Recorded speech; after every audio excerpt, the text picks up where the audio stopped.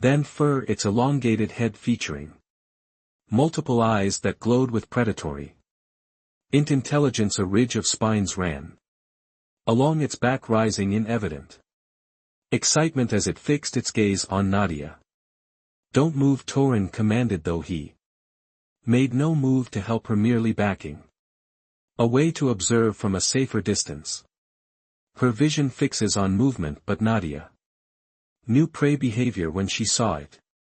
Remaining still would only confirm her status as an easy meal. Despite the screaming pain in her leg, she reached slowly into her suit's utility pocket, extracting a compact emergency flare.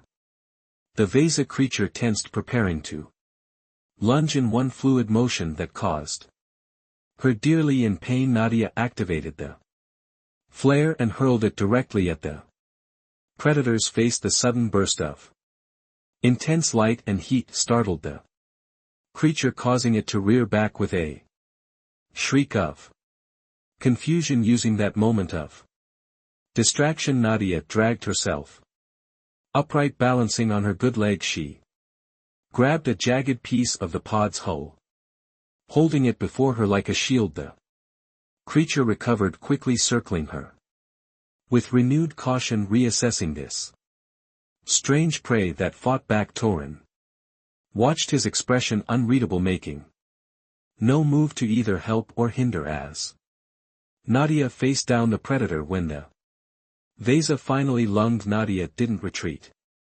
She stepped forward, driving the metal shard toward the creature's face with all the strength her earth-trained muscles could muster. Under Kalani's punishing gravity, the makeshift weapon struck home, slicing across one of the creature's multiple eyes. It recoiled with a howl, dark ire spraying from the wound. Rather than retreat, Nadia pressed her advantage, shouting and banging the metal against the pod's remains, creating a cacophony that confused the injured predator. After a tense standoff, the Vesa backed away, disappearing into the violet undergrowth with reluctant snarls. Exhausted by the effort, Nadia collapsed against the pod. Her breathing labored in the dense atmosphere. Only then did Torin approach, his amber eyes glowing with something that might have been respect. "Perhaps," he said, examining her with renewed interest. "You are not entirely without resources." Earthborn Nadia managed a weak smile. "Like I said, full of surprises." Torin seemed to consider something, his gaze moving from Nadia to the darkening sky. Night was falling, bringing unknown dangers. "The Vaziri do not usually welcome outsiders," he said. "Finally, but one who can stand against Asa has earned at least a night's shelter." He extended a forefinger-fingered hand. "Can you walk?" Nadia Petrova of Earth. She grasped his hand, feeling the strange texture of his skin, smooth and cool like polished stone. "With help, I think I can manage." As Torin helped her limp away from the wreckage, Nadia gazed up at the unfamiliar constellations beginning to appear in Kalani's darkening sky.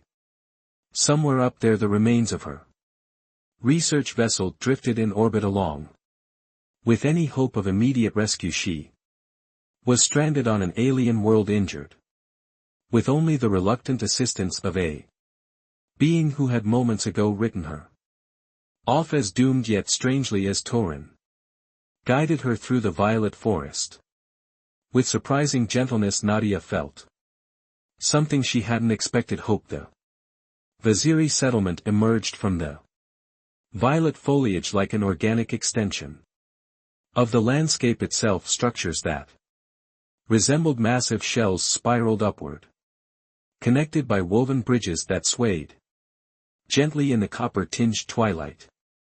Bioluminescent flora provided gentle illumination, bathing everything in a soft blue glow that complemented the indigo skin of the inhabitants. Nadia limped alongside Torin, each step a battle against Kanani's crushing gravity. Her injured leg throbbed despite her suit's medical system working overtime to manage the pain. The journey from the crash site had taken hours, and her earthborn muscles screamed in protest. Your dwelling places are beautiful, she managed between labored breaths, genuinely impressed by the harmonious way the settlement integrated with its environment. Torin glanced at her, surprise briefly flashing in his amber eyes. The shells grow naturally, we merely shape their direction and purpose. He paused, adding, most off-worlders see only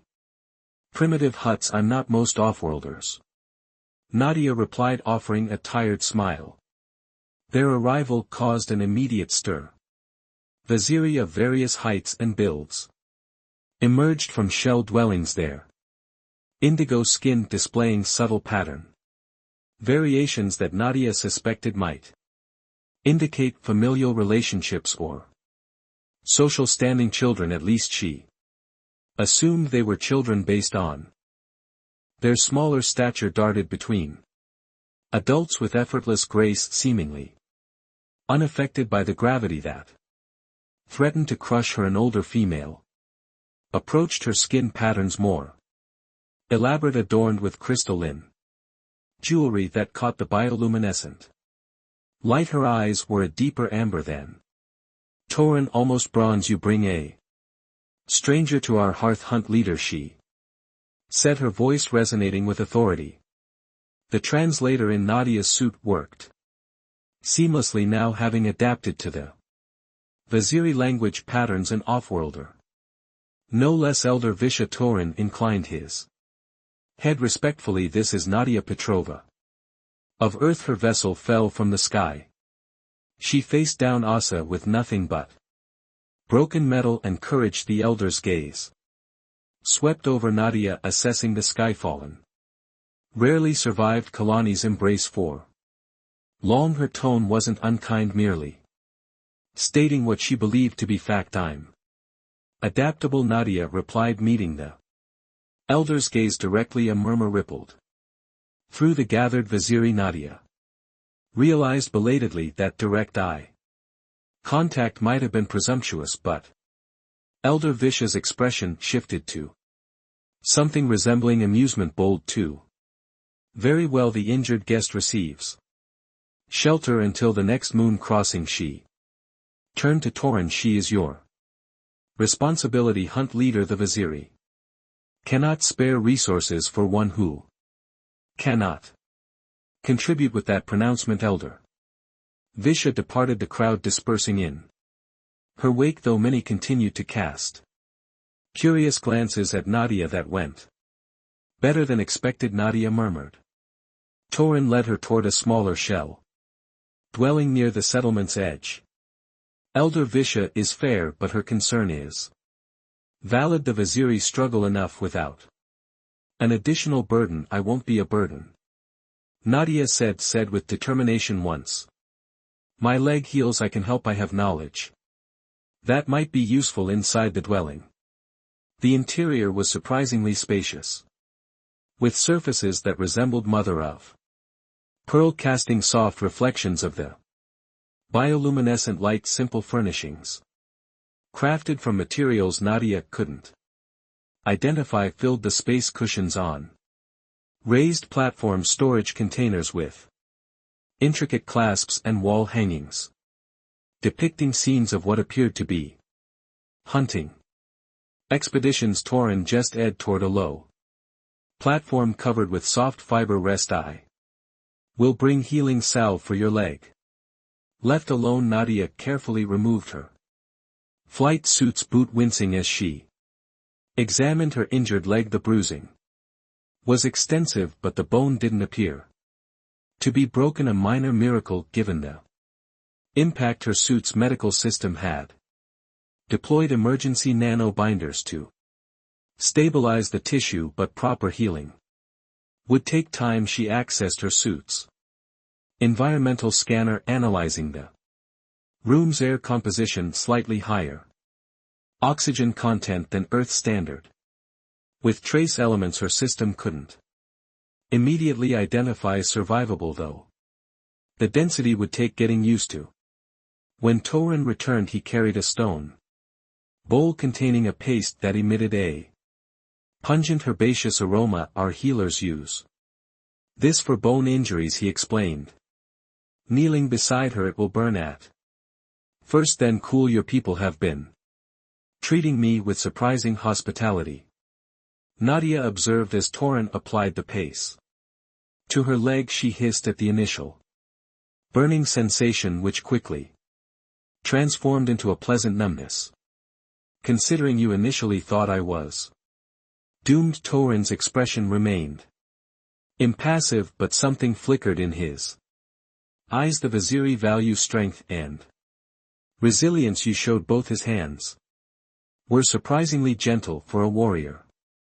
His touch clinical yet careful besides. Your death would bring ill fortune to our settlement. Superstition? Nadia asked. Curious. Experience, he corrected. The last SKYF fallen who perished among us brought the attention of the Vashi. They believe offworlders carry valuable technology. The Vash. Torin's expression darkened. Our enemies, another clan that dwells beyond the northern ridges. They raid settlements, take resources, kill those who resist. His hands stilled on her leg. Their scouts have been seen more frequently in our territory. The elders fear an attack comes soon. I'm sorry, Nadia said softly. I've landed in the middle of your conflict. It is not your doing, Torin replied, finishing with the salve and rising to his feet. Rest now, your body needs strength to fight Kalani's gravity. As he turned to leave, Nadia called after him, thank you, Torin, for bringing me here. He paused at the entrance, his silhouette framed against the twilight beyond. Do not thank me yet, Nadia Petrova. Your survival remains unlikely, but his tone lacked its earlier dismissive, carrying instead what might have been concern. Days passed, blending into a routine as Nadia's legs slowly healed. Each morning brought new challenges as she adapted to Kanani's environment. She had shed her damaged flight suit, now wearing modified Viziri garments that Torin had procured for her. Lightweight yet surprisingly durable fabrics that allowed her skin to breathe in the humid atmosphere rising from her sleeping platform. Required deliberate focus, each movement a conscious effort against the crushing gravity, but she refused to show weakness, pushing herself to stand straighter, walk farther, breathe deeper. Each day the Viziri noticed her determination, their initial weariness gradually shifting to something resembling respect. Torin visited regularly, ostensibly to check on her recovery, though his visits grew longer. With each passing day he brought small gifts, strange fruits with complex flavors, polished stones that caught the light in ways that defied earth physics. Once even a small carving of what appeared to be a vase rendered with surprising artistry. You made this? Nadia asked, turning the carving in her hands. Admiring the detail. Torin shrugged, suddenly interested in adjusting his wrist guards during night watches. It passes the time. It's beautiful, she said. Sincerely, something changed in his posture, then a subtle relaxation she hadn't noticed before. Today you should join the gathering circle. The elders wished to hear of Earth. The gathering circle turned out to be a central area where the Viziri communal meals were shared, seated on cushions arranged around a central hearth that burned with blue-tinged flames. Nadia found herself the center of attention as she described Earth to the curious Viziri. So your world has only one sun and a single moon? Asked a young Viziri, her pattern still faint with youth. Yes, though we've colonized several other planets in our system, Nadia explained. None quite like Anani though, and your Gravity is weaker, Elder Visha inquired. That explains your fragile appearance. Nadia smiled, having grown accustomed to the Viziri's directness. We may seem fragile to you, but humans are remarkably adaptable. We've survived environments from Arctic ice to desert heat, yet you struggle to stand in our gravity. Observed another elder, his tone skeptical. For now, Nau acknowledged, but each day gets easier, as if to prove her point. She rose to her feet without assistance, fighting to keep her balance. As she stood tall, the effort costed her muscles trembling with exertion, but she maintained her posture, meeting the elders' gazes steadily. A murmur of approval rippled through the gathering. Even Torin, seated nearby, showed a rare expression of open admiration. The moment was shattered by the arrival of a breathless Viziri warrior, her armor dusty from hard travel. Vashi scouts, she announced. At a war party gathers beyond the RIDG line, at least 60 warriors moving under cover of darkness. The mood shifted instantly, the Viziri rising as one, conversations replaced by Tur commands as warriors moved to defensive positions. Elder Visha turned to Torin. Hunt leader, gather your fastest. We must know their approach path. As the gathering dispersed, Nadia caught Torin's arm. Let me help. I may not be strong in your gravity yet, but my knowledge might be useful. Torin studied her for a long moment, conflict evident in his amber eyes. Finally he nodded. Stay close to me, and if I say run, you run, regardless of your pride. As they joined the other warriors preparing for reconnaissance, Nadia caught several surprised glances. One warrior, taller than the others, with elaborate scars across his indigo skin, stepped forward. Hunt leader, the offworlder will slow us down, he stated bluntly. She can barely walk in our gravity. I can manage, Nadia interjected before Torin could respond. The scarred warrior amber eyes narrowed. This is not your fight, Earthborn Kov. Torin's voice carried quiet authority. She faced Avesa with nothing but broken metal. She has earned the right to stand with us. His gaze swept the gathered warriors. The offworlder comes. Anyone who objects can remain behind to tend the hearth fires. No one spoke against him again. As they moved into the Six Forest, Nadia kept pace. Despite the pain that still lingered in her healing leg, the hostile gravity of Kalani still fought against her every movement, but something else counterbalanced it now. The growing determination to protect the Viziri who had sheltered her, and the increasing awareness of Torin's presence beside her, solid and reassuring in this alien world. Perhaps, she thought as they melted. The impact rattled Nadia Petrova's teeth, vibrating through her bones as the escape pod carved a burning path through Kalani's copper-tinged atmosphere. Warning alarms shrieked, competing with the hellish sounds of tearing metal. Her hands danced across the manual controls, fighting against the inevitable structural integrity. At 12%, announced the pod's AI with inappropriate calm, calculating survival probability. Skipped the math lesson. Nadia grunted. Why in ing back on the thruster controls? Just give me something to work with. The view through the cracked viewport revealed an alien landscape rushing toward her, endless expanses of violet vegetation beneath a burnt orange sky. Beautiful, if it wasn't about to become her final resting place when the main research vessel had experienced catastrophic engine failure. She'd had seconds to choose: die in the larger explosion or take a desperate chance in an escape pod designed for emergency orbital extraction, not planetary descent. Some choice. The ground rose to meet her. With brutal finality the impact blackened her vision.